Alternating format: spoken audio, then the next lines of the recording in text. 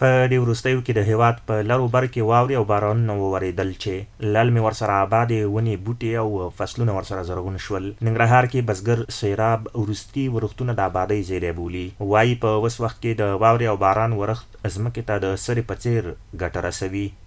د بارانونو مخکې موږ ټول په تاوان وکړو. د بارانونو چې کوم وشو دا واوره وشوله دې سره زموږ ځمکې د سپینې سرې کارته طاقت او دغه پیدا کړو.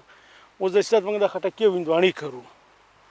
ان شاء الله چې باران او آبادکالي چې کنه نو زموږ دهقانان ټول خوشاله او چې آبادکالي نه او بنوي مثال د خبر موږ ټول پسونه سوځي.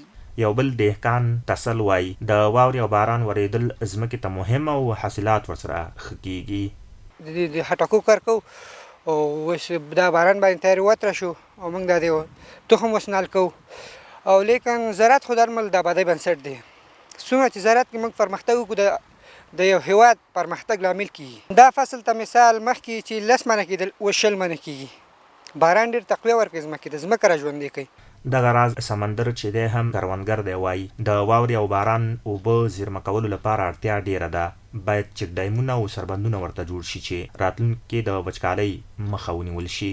د بارانونو او واورې چې دا باید د لپاره حکومت نه زموږ د غوښتنه ده چې دې ته باید ذخیرې جوړې کړي او باید وروسته چې کوم وچکالۍ نه راځي باید هغه وچکالي مخه ونیسي.